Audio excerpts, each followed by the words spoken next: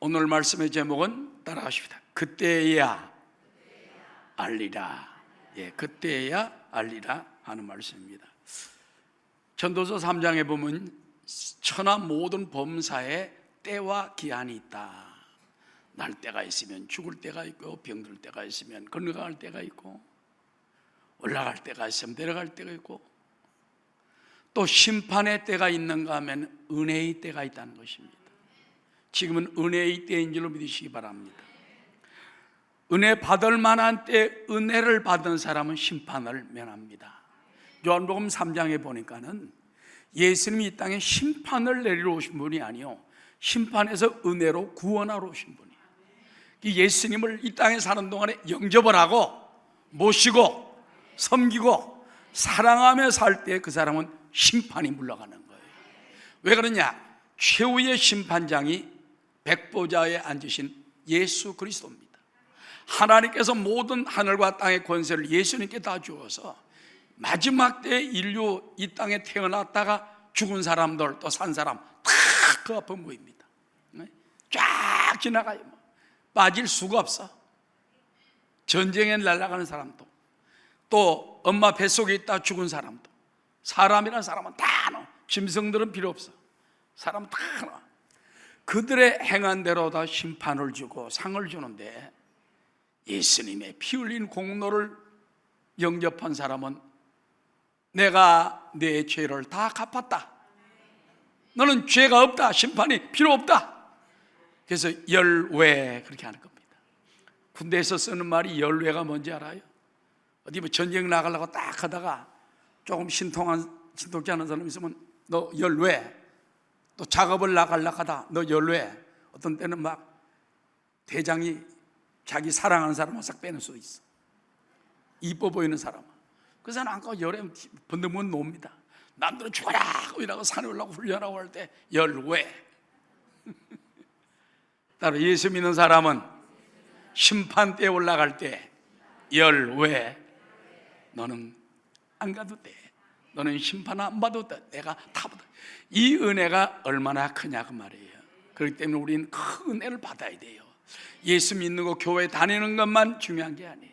은혜를 받아야 되고 구원을 받아야 되고 심판에서 완전히 열외가 된 사람이 되어야 되는 것입니다. 고린도후서 6장 2절에 보면 보라 지금은 은혜 받을 만한 때요. 따라 보라 지금은 구원의 날이로다. 옛날 구약 시대에는요, 메시아가 온다는 말만 들었고, 그것도 유대인들만 들었고 주에 있는 사람 들었지 세상은 깜깜했어요. 그러나 지금은 예수님이 2000년 전에 오셔서 다 십자가에서 이루어 놓았기 때문에 누구든지 예수 믿으면 멸망하지 않고 영생을 얻으리로다. 영생을 얻으리로다. 누구든지, 죄인이든지 악인이든지 장녀든지 깡패든지 도둑놈이든지 살인자든지 간에 누구든지 도덕적으로 형편없고 수양도 덜 됐고 인격적으로 더럽고 누구든지 예수 믿으면 멸망하지 않고 영생을 받습니다. 이 은혜가 얼마나 큽니까? 옆에 있는 분에게 자랑하십시오. 나는 너무나 큰 은혜를 받았습니다. 십자가의 은혜, 큰 은혜를 여러분이 이제 심판대에 와서 주님 앞에 딱 갔을 때 그때 기절초풍할 겁니다. 존 뉴턴이라는 그 어메이징 그레이스라는 그 노래 지은 분 있잖아요. 그분이 천국에 가면 3번 놀랄 것이다. 첫째는 저 사람은 천국 왔을 텐데 하는 사람이 안 온 거예요. 그 다음에 이 사람은 천국에 올 자기가 없는데 어떻게 왔지? 3번째, 나 같은 죄인이 구원받아 하늘에 온 거, 천국에 들어가는 거, 이게 너무 깜짝 놀랄 기적이라는 겁니다. 그때 가서 나 같은 죄인이 어쩌다가 이렇게 하나님의 사랑을 받고 이렇게 나의 죄를 다 사함받고 하나님 품에 안기게 되고 영생을 얻게 되는지. 아멘. 자, 오늘 이 에스겔서 7장은 보면요, 이스라엘의 심판에 대해서 말하고 있는 거예요. 이스라엘이 왜 벌을 받고 왜 심판을 받게 되는지 압니까? 몇 가지 이유가 있어요. 첫 번째, 따라 우상을 만들지 말고 절하지 말라 하는데 우상을 만들고 절했다는 것입니다. 그래서 아마 이제 다음 주쯤이나 보면 알겠지만요, 참 이스라엘 민족들이 못됐더라고요. 그래가지고 세상에 깜짝 놀랄 일이 많아요. 막 하나님 성전에서 등을 돌려가지고 여기 있는 태양신들에게 복을 달라고 빌고, 음란한 짓을 하고 더러운 짓을 하고, 하나님이 막 복통이 터지고, 선지자들이 볼 때, 에스겔 선지자가 볼 때 막 가슴이 터질 정도로 그렇게 택한 민족 백성들이 하나님을 배반했다고 말이에요. 여러분, 우상숭배는요, 따라 탐심은 곧 우상숭배니라. 꼭 조각상을 만들어 놓고 절하고 만드는 것만 우상이 아니에요. 마지막 때는 탐심을 가지고 하나님보다 돈 욕심을 더 가지고 세상 명예를 더 가지고 인본주의, 그 물욕주의, 탐욕주의를 나갈 때 이게 우상숭배가 되는 거예요. 그러므로 따라 너희는 하나님과 재물을 겸하여 섬길 수 없나니라. 먼저 그의 나라와 그 일을 구하면 너에게 모든 것을 더해 주시리라. 그래서 우상을 만들지 말고 절하지 말라는데 그들은 돈 앞에 굴복하고 권세 앞에 굴복하고 세상 힘에 굴복하고 하나님을 등졌다는 것입니다. 두 번째는요, 안식일을 지키며 성전을 경외하라. 안식일을 지키며 하나님이 교회가요, 피로 값주고 사신 하나님의 성전이에요. 따라 성전은 그리스도의 몸이요 하나님의 집이요, 하나님의 집이에요. 거룩한 하나님의 성소, 지성소. 그런데 이거를 섬기지 아니하고 무시하고 허물고 평생에 살면서 아무런 봉사 헌신도 안 하면 이게 안 되는 것입니다. 그래서 주님이 말씀하기를 너희가 이 두 가지 언약 중심으로만 잘 지켜도 이 땅에 살 때 풍성한 복을 주고 어마어마한 은혜를 주겠다. 여러분, 그래서 우리가 하나님을 제일로 알고 주일도 최고로 잘 지키고, 믿습니까? 그래서 안식일을 잘 지키면 성전을 경외할 때 상급의 풍성함이 있지만은 만약에 언약을 배반할 때는 하나님 무서운 징벌이 있으리라는 것이 계속 주님이 우리에게 주시는 말씀입니다. 자, 여러분, 북왕국 이스라엘은요 벌써 남왕국 유대 100년 전에 망했어요. 아수르한테 망해버렸어요. 그걸 보고서도 유대가 똑같이 돌아가는 거예요. 오늘날도 세상 사람이 멸망에 처하는 걸 보고도 믿는 사람들이 따라가면 안 돼요. 우리 벗어날 수 있게 되시기를 주의 이름으로 축원합니다. 그래서 그들이 아무리 선지자가 책망을 하고 주님이 경계해도 아이고 그때 가봐야 알지, 좋다. 그럼 네가 그때 심판의 때에 되면 따라 그때야 알리라. 그것이 바로 오늘의 말씀의 제목인 것입니다. 자, 여러분, 이스라엘이 받는 벌, 무엇을 그때에 안다는 말입니까? 따라합시다. 유다는 바벨론에게 항전도 못 해보고, 항전은 대항해 싸우는 걸 말해요. 항전도 못 해보고 패망하리라. 이게 오늘 하나님 말씀에 나와요. 바벨론은 북쪽에 있는 강한 군대죠. 막강한 군대입니다. 근데 여러분 이것도 알아야 돼요. 유다도 강했어요. 유다도 강했어요. 뭐 그렇게 당하고만 살진 않았던 것입니다.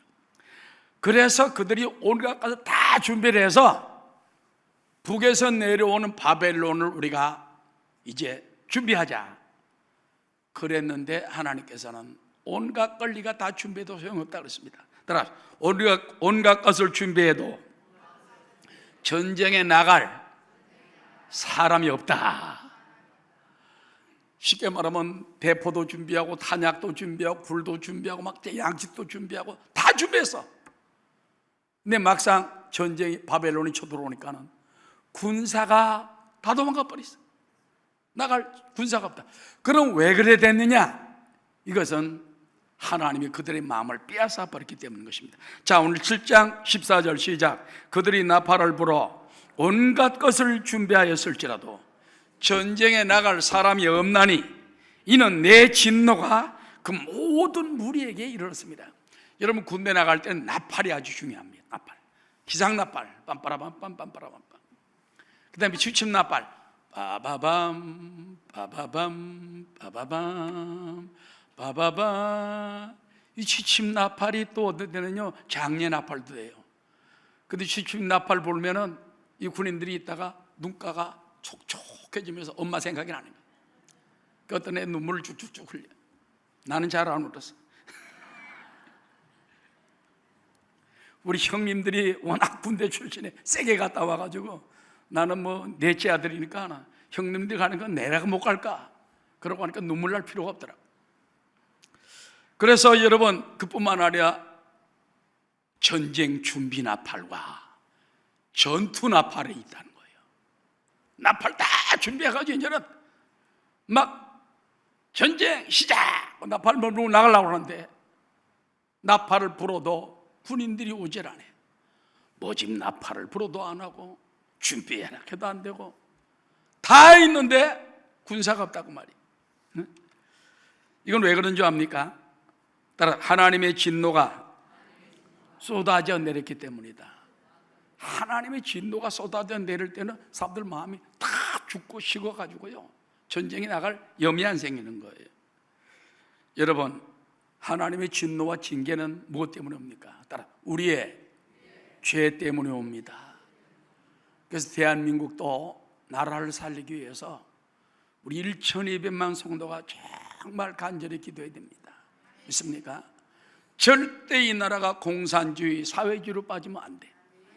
대한민국이 70년 동안 일어난 것은 미국의 도움을 통해 가지고 자유민주주의 토대 위에 뿌리가 꽉 박혔고 그 다음에 시장 경제에서 이만큼 살아난 거예요. 근데 요즘 정부가 하는 거 보면 자꾸 배급주의를 나가려고 그래.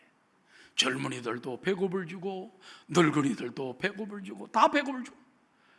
그래서 다음에 유치원 같은 것도 보면 이제는 주인이 유치원 원장이 되는 게 아니랍니다. 나라에서 이제는 유치원을 갖다가 운영하는 그래가지고 점점 이제 모든 걸 다 권한을 뺏어가면은 이 백성들이 어떻게 됩니까? 사회주의로 갈 수밖에 없는 거예요. 그래서 수많은 사람이 데모를 하고 나라가 망한다 하는 거기에 대한 이유를 우리가 한번 생각을 해봐야 돼요. 그래서 우리가 이 민족들이 정말 하나님께 부르짖어도 기도해가지고 절대 이 나라가 공산주의 사회주의는 안 된다. 목숨 걸고 막아야 돼. 왜 그런지 압니까? 공산주의 사회주의가 되면 제일 먼저 기독교부터 목을 다 잘라. 윤종란 목사만 날아가는 게 아니에요. 우리 장로님에게 권사로 다 날아가. 다. 왜? 기독교 공산주의는 옛날부터 반대 안 돼요. 사실 그들은 무신론이고 우리는 유신론이고 그들은 유물론주의고 우리는 하나님 신본주의 중심이기 때문에. 그러나 따라봐. 전쟁은 야훼께 속하였다. 전쟁은 하나님께 속했어요. 그래서 우리가 하나님께 붙어 있고 하나님께 간구하면은 터질 전쟁도 막아주시고 전쟁을 하러 오는 그자가 거꾸로져 넘어지는 역사가 일어날 수가 있다는 것입니다. 여러분, 성경에 보면 그런 게 많잖아요. 이스라엘 백성들은 전쟁 왔다가 자기네끼리 연합군이 와 싸워가지고 다 죽어버렸어요. 가보니까는 막 절비한 것이 시체고 그들이 막 장막마다 가보면 말이지 막 음식도 놔두고 뭐 보물도 놔두고 그래가지고 주워왔어. 그래서 여러분 나중엔 그 송축의 골짜기 브라가 골짜기 되지 않았습니까? 이런 걸 보면은 하나님이 붙들어 주시면 우리는 능치 못함이 없다는 것입니다. 하나님께서는요 예레미야 선지자를 통해서 진작에 따라 바벨론을 대적하지 말라. 바벨론이 북에서 쳐내려올 텐데 이거는 너희 죄 때문에 오는 거야. 바벨론을 대적하면 너희가 망해. 대적하지 마라. 그래서 예레미야가 그걸 왕과 그 대신들에게 선포를 합니다. 예레미야 21장 8절 다 함께 야훼께서 말씀하시기를 보라 내가 너희 앞에 생명의 길과 사망의 길을 두었노라. 너는 이 백성에게 전하라 하셨느니라. 이 성읍에 사는 자는 칼과 기근과 전염병에 죽이려니와 너희를 애워싼 갈대아인에게 나가서 항복하는 자는 살 것이나 그의 목숨은 전리품까지. 여기서 갈대아인이라는 게 바벨론을 말하는 게, 갈대아 지방 바벨론 같은 지역입니다. 옛날엔 갈대아 불렀다가 이제 그 당시에 바벨론이 됐는데, 자 바벨론 군대가 쳐들어오면 대항하지 말고 차라리 항복해라. 그럼 너희가 산다. 그런 거예요. 여러분 일본 완전히 망할 뻔했습니다. 2차 대전 때 항복을 해버렸어. 일본 천황이 항복해버렸어요. 미주리 선상에서 미군 사령관 앞에 무릎을 꿇었어요. 그래서 나라가 산 거예요. 그래서 나라가 산 거예요. 우리도 마찬가지야. 하나님 앞에 무릎을 꿇어야 돼. 믿습니까? 그래서 자, 이 바벨론 군대를 갖다가 쳐들어오게 하는 것은 하나님이 시킨 일이다. 너희 죄를 징벌하려고 하나님이 시킨 것이다. 그러니 바벨론 군대가 올 때 항복하는 자는 살 것이나 그랬습니다. 그의 목숨은 전리품처럼 될 것이다 그랬습니다. 근데 그 말을 유대 지도자들과 왕들이 듣지 않았습니다. 그들은 예언을 무시하고 선지자를 오히려 감옥에 접어버렸어요. 예레미야 38장 6절 다 함께 그들이 예레미야를 끌어다가 감옥들에 있는 왕의 아들 말기야의 구덩이에 던져놓을 때 예레미야를 줄로 달아 내렸는데 그 구덩이는 물이 없고 진창뿐이므로 예레미야가 진창 속에 빠졌더라. 그 나라를 살리는 말을 하는 선지자를 갖다가 이놈 내란죄다, 선독죄다, 쓸데없는 짓. 그래가지고 예레미야를 갖다가 줄로 달아가지고 쫙 밑에 물에 내렸는데 그게 물이 없어가지고 진창 막혀서 진창 속에 몸이 빠져가지고 여러분 생각해봐요. 여기서 잠을 자야 되고 여기서 살아야 되고. 그래서 때로는 주의종 선지자들은요 기가 막힐 경우를 처할 때도 많아요. 그렇지만 하나님이 주신 사명이기 때문에 기쁨으로 예레미야는 감당한 줄로 믿습니다. 자 여러분, 유대가 예레미야 선지자를 버리고 또 망했습니다. 그들은 예수 그리스도 메시아를 또 못 받고 나라가 망해버린 걸 볼 수가 있는 것입니다. 우리도 전쟁의 배후에는 항상 하나님이 계시다. 여러분 지금 뭐 북한과 미국과 회담을 한다. 우리는 그 뒤에 미국이 주인이 아니에요. 하나님이 주인이. 배후에 하나님이 계셔가지고 트럼프도 운전도 하고 또 다른 사람도 운전도 하고. 그러니까는 우리나라 대통령과 모든 이 정부 사람들이 기도해야 돼요. 하나님이 영감을 받아야 되고 하나님이 주의 종들 선지자를 통하여 어떻게 말씀하시는지 그걸 자꾸 머리만 돌리고 꾀만 쓴다고 되는 게 아니에요. 사랑을 품으라면 사랑을 품고 용서하라면 용서하고 협치하라면 서로 손을 잡고 그런 마음을 가져야 할 줄로 믿는 것입니다. 예수 예수 믿는 것은 그만두다.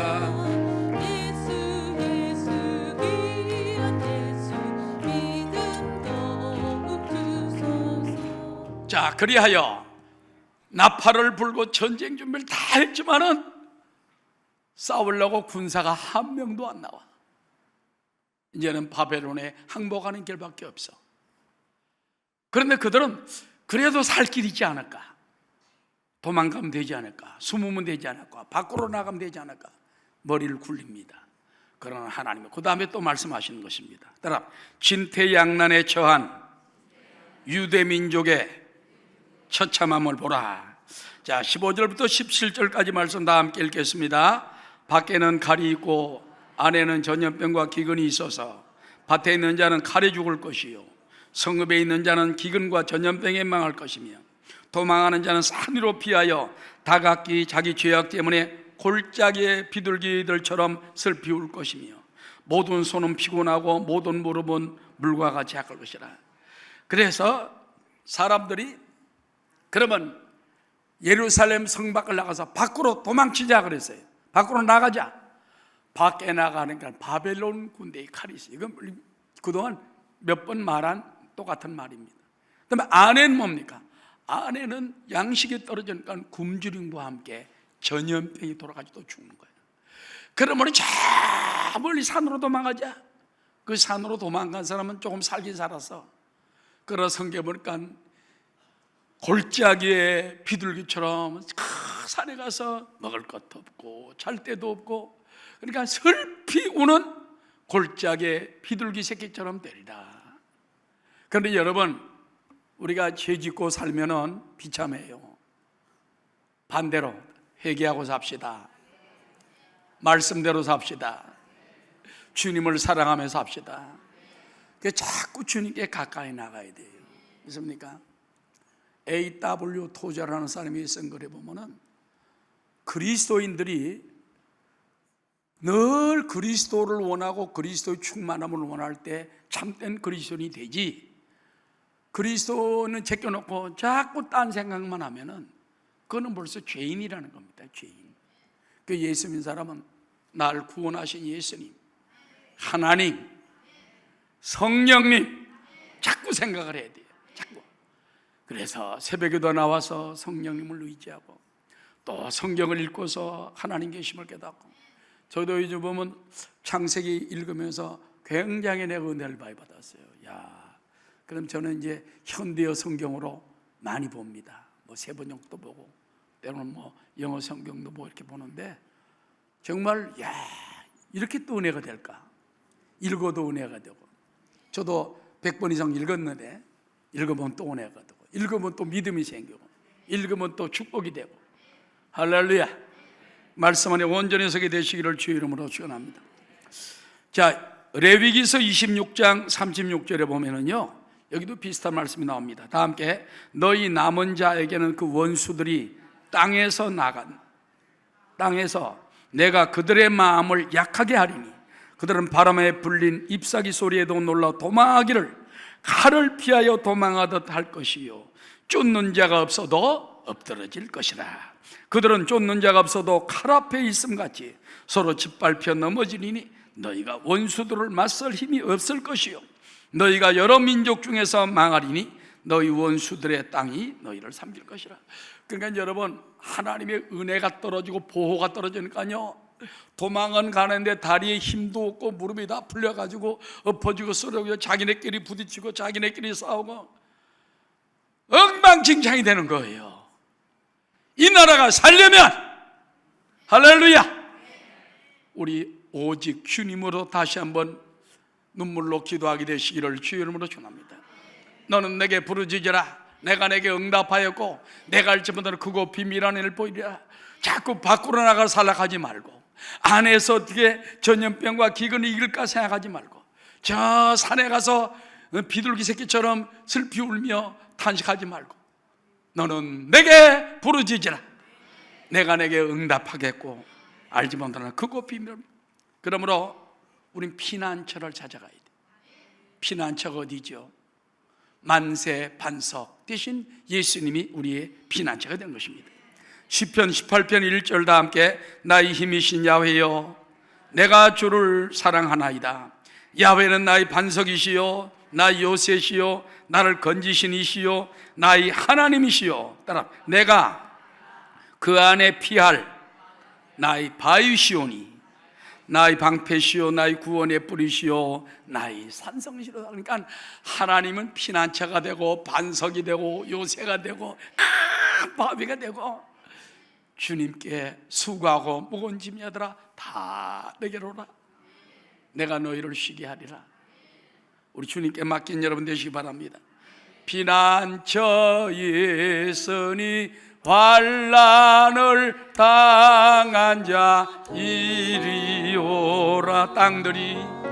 땅들이 변하고 물결이 일어나 산 위에 넘치되 두렵지 않네.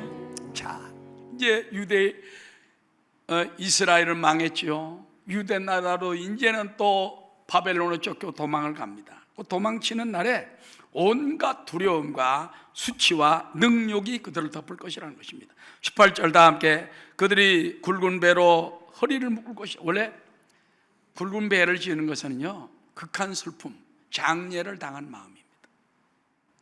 허리를 묶을 것이요, 두려움이 그들을 덮을 것이요, 모든 얼굴에는 수치가 있고 모든 머리는 대머리가 될 것이라. 대머리 조금 있는 게 괜찮지만은 완전히 나가버릴까.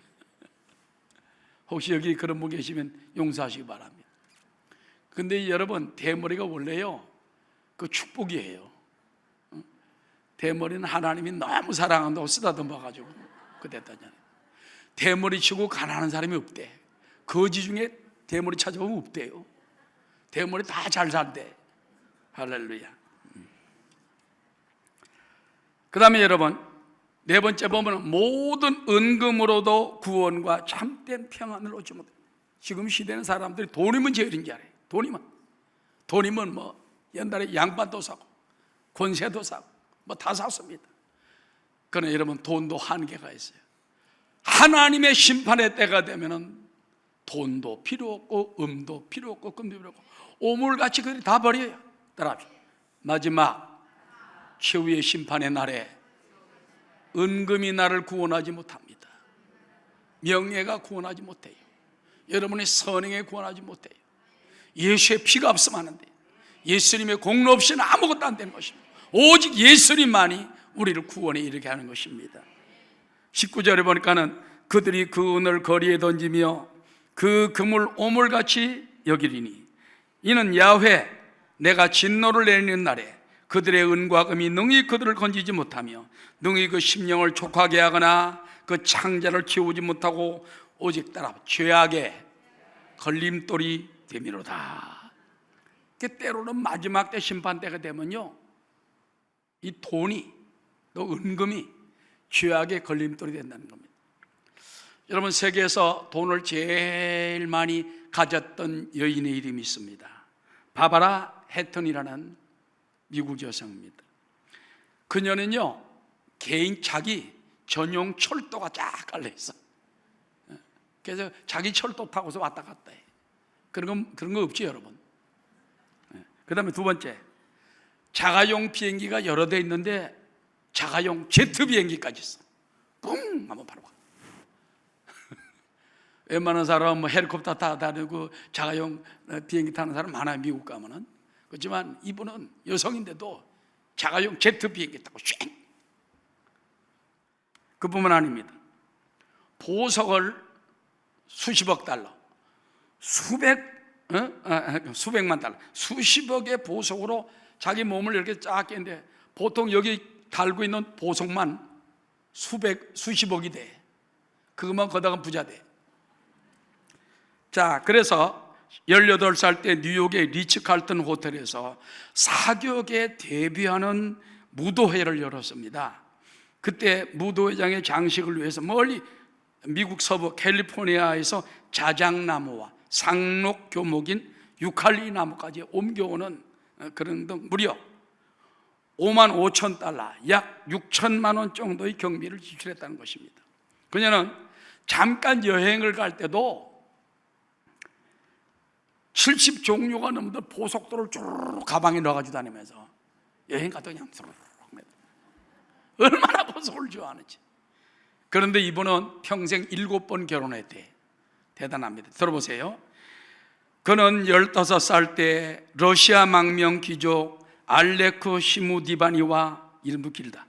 결혼 1년 만에 이혼했고, 두 번째 17살의 연상은 덴마크의 백작과 결혼하여 2년 만에 별거하고 위자료로 250만 달러를 지불했으며, 세 번째로 유명한 영화배우 게리 그랜트와 3년 만에 이혼했고, 네 번째로 러시아의 귀족과 결혼했다가 또 이혼했습니다. 다섯 번째로 당시 플레이보이로 일어난 도미니크의 외교관 폴 필리오와 살았고, 여섯 번째로 독일 귀족과 살다가 75일 만에 끝났고, 일곱 번째는 베트남 귀족과 살다가 66세에 이 여성이 죽었어요.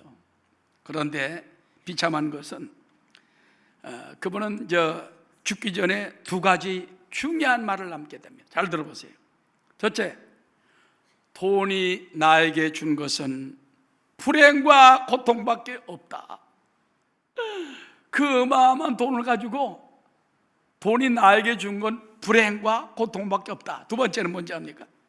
나의 남편들은 나를 좋아한 것이 아니고 내 돈을 좋아했다. 내 돈과 재산을 사랑했지 나를 사랑하는 사람이 아무도 없다. 그러면서 나는 세상에서 가장 값진 사랑을 살 수 없었고 돈으로 결국 돈의 놀이개로서 일생을 지냈을 뿐이다. 여러분, 그녀가 죽었을 때 깜짝 놀랐답니다. 어두운 호텔방에서 아무도 없는데 밖에 창문도 가려져 있어요. 깜깜한. 거기서 외롭게 죽었습니다. 그녀가 남긴 재산이 얼마인지 압니까? 미국 돈으로 10억 불이 넘었어요. 우리나라 돈으로 1조 3천억 원. 놀라지도 않네. 1조 3천억. 미국 돈으로 10억 불. 10억 불이면 어마어마한 돈이에요, 여러분. 우리나라 삼성이나 이런 데서 가지고 있을 돈이지. 그래서 결국 이 여인의 말은 뭡니까? 돈이 행복과 사랑을 주는 게 아니더라고 말이에요. 그 사람들은 돈을 바라보고 돈 때문에 왔고 돈이 생기면 또 나가고 참된 사랑을 가지지 못했다는 것입니다. 여러분, 우리에게 가장 큰 사랑은 예수 사랑인 줄 믿습니다. 날 위해 피 흘리신 주님의 사랑 얼마나 큽니까? 날마다 이 세상 예수님보다 더 귀한 분이 없다고 찬송하는 여러분 되시기를 주의 이름으로 축원합니다. 세상 즐거움 다 버리고 세상 자랑 다 버렸네. 주 예수보다 더 귀한 것은 없네. 예수밖에는 없네. 그 다음에 따라봐. 그때야, 따라합시다. 그때야 유다 민족의 최상을 알리라. 사람들이 심판이 온다, 하나님의 형벌이 있다 그래도 모르는 거예요. 자기들이 죄가 뭔지 몰라요. 오늘날도 우리가 중요한 것이 있습니다. 하나님은 죄라고 말하는데 우리가 깨닫지 못한다. 세상 사람 보고 당 죄인이요 그러면 내가 무슨 죄인이요? 내가 살인했습니까? 간음했습니까? 나 평생 죄 지은 적이 없습니다. 세상을 모르는 거. 유대인들도 바로 그렇게 말했던 것입니다. 자, 그러면 유다 민족의 죄상은 무엇입니까? 따라서 그들의 화려한 교만과 우상 숭배가 심판을 받게 된다. 이걸 모르는 거예요. 여러분, 화려한 교만, 우상 숭배, 이게 심판을 가져오는 거예요.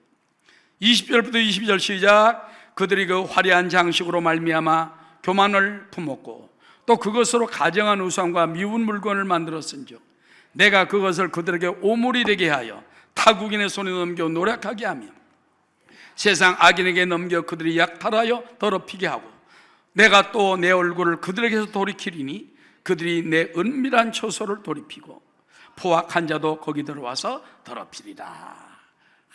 여러분, 여성들이 이렇게 이제 가끔 동창회 같은 데 나갈 때 보면 여기다가 막 진주 목걸이를 달고 나고 여기다 지금은 그렇다 하지만 옛날에는요 반지 하나만 해도 대단했어요. 어지러워. 왜 이렇게 더울까? 그러면서 목걸이겠지만요. 내가 그런 건 아니고 그랬을 것이다 나 생각하는 거죠. 그런 걸 자랑하고. 근데 하나님께서는요 화려한 장식으로 자기를 자랑하는 걸 우상숭배라는 거예요. 싫어하는 거예요. 그래서 따라 진주 목걸이를 매더라도 겸손하게 매고 다니지. 너무 이라고 다니지 말고 하나님의 자녀된 것 감사하고 영광 돌리는 삶이 되시기 바랍니다. 여기 보면은 그들이 그 화려한 장식으로 말미암아 교만을 품었다 그랬죠. 야고보서 2장에 보면요 하나님께서는 너무 화려한 장식을 한 사람들은 옷 잘 입은 사람은 이리 앉으십시오. 우리 안내위원들 잘해야 돼. 알았지? 안내위원들 옷 잘 입은 사람 이리 앉으십시오. 옷을 남나게 입은 사람은 이런 사람이 왜 들어왔어? 저 뒤에 앉든지 알아서 나가든지 하시오. 이래버리면 하나님이 심판하신대. 무서운 말이에요. 알았죠? 우리 순복음 검정이 절대 안 그래. 내가 볼 때마다 정말 잘하고 있기 때문에 안 그러는데. 자, 우리 성경 야고보서 2장 1절부터 우리 4절까지만 읽겠습니다. 시작. 내 형제들아, 영광의 주 곧 우리 주 예수 그리스도에 대한 믿음을 너희가 가졌으니 사람을 차별하여 대하지 말라. 뭐하여 대하지 말라? 차별하여 대하지 말라. 만일 너희 회당에 금가락지를 끼고 아름다운 옷을 입은 사람이 들어오고 또 남루한 옷을 입은 가난한 사람이 들어올 때 너희가 아름다운 옷을 입은 자를 눈여겨보고 말하되 여기 좋은 자리에 앉으소서 하고 또 가난한 자에게 말하되 너는 거기 서 있든지 내 발등상 아래 앉으라 하면 너희끼리 서로 차별하며 악한 생각으로 판단하는 자가 되는 것이 아니냐. 그래서 하나님이 그런 사람을 심판한다는 거예요.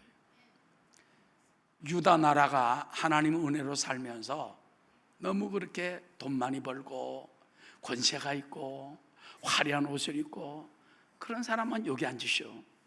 나머지 가난하고 병든 사람들은 앉든지 저거나 꺼지든지라. 우리나라도 점점 이렇게 돼가고 있어요.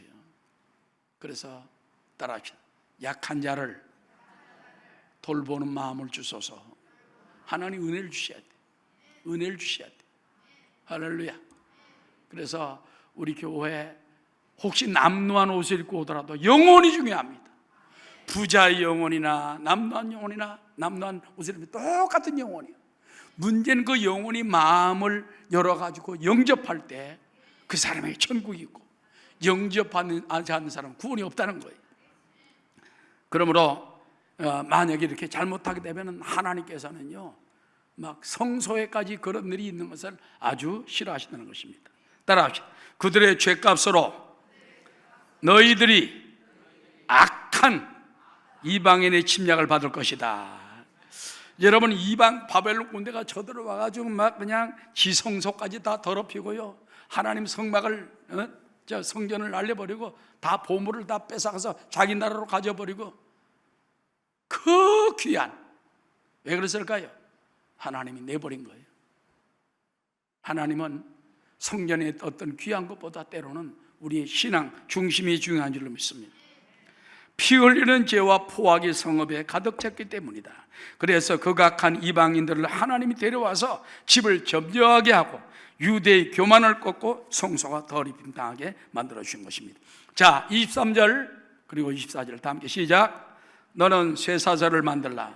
이는 피 흘리는 죄가 그 땅에 가득하고 포악이 그 성읍에 찼습니다. 내가 극히 악한 이방인들 데려와서 그들이 그 집들을 점령하게 하고 간자의 교문을 그치게 하리니 그들의 성소가 더럽힘을 당하리라. 그래서 유대인들이, 우리 믿는 성도들이 포악하면 안 돼요. 믿습니까? 너무 교만하면 안 돼요. 너무 화려해야 안 돼요. 할렐루야. 우리가 더 낮아지게 도와달라고 기도하게 되시기를 주의 이름으로 축원합니다. 마지막 세 번째입니다. 따라, 그때야 평강도 묵시도 애통도 소용없음을 알리라. 마지막 25절부터 27절까지 읽겠습니다. 패망이 이르르니 그들이 평강을 구하여도 없을 것이라. 환난에 환난이 더하고 소문에 소문이 더할 때에 그들이 선지자에게서 묵시를 구하나 헛될 것이며 제사장에게는 율법이 없어질 것이요 장로에게는 책략이 없어질 것이며 왕은 애통하고 고관은 놀람을 옷 입듯 하며 주민의 손은 떨리리라. 내가 그 행위대로 그들에게 갚고 또 그 죄악대로 그들을 심판하리니 내가 야훼인 줄을 그때야 그들이 알리라. 세상 사람들도요, 나중에 죽어서 하늘나라 올라가 봐요. 세상에 하나님이 계셨네. 세상에 예수님이 피를 흘려 나를 구원하신 그 은혜가 있었네. 이 땅에 성령님이 계셔서 나에게 자꾸 감동을 주고 나를 회개시키려고 해도 내가 완악하고 내가 물질 중심으로 내가 포악하게 살고 내가 인본 중심으로 살았구나. 오, 용서해 주옵소서. 그때는 벌써 끝났어.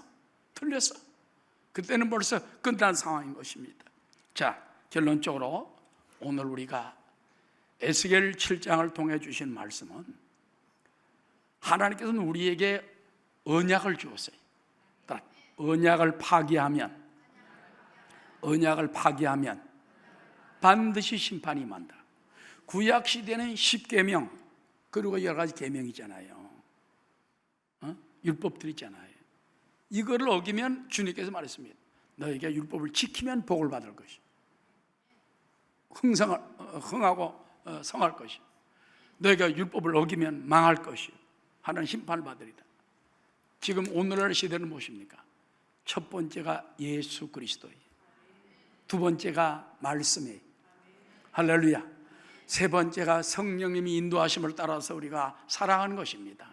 우리는 오늘도 주님을 더욱 사랑하고 말씀을 더 깊이 읽고 묵상하고 또 말씀대로 살도록 노력할 때 우리 하나님이 역사하시고 성령님의 도우심을 받으세요. 성령님 우리 가정에 도와주십시오. 우리 남편을 도와주십시오. 성령님이 역사해 주십시오. 자꾸 성령님을 찾아야 돼. 그럴 때 성령님 우리를 보호해 주시고 은혜 주시고 스승이 되셔서 이끌어 줄 줄로 믿습니다.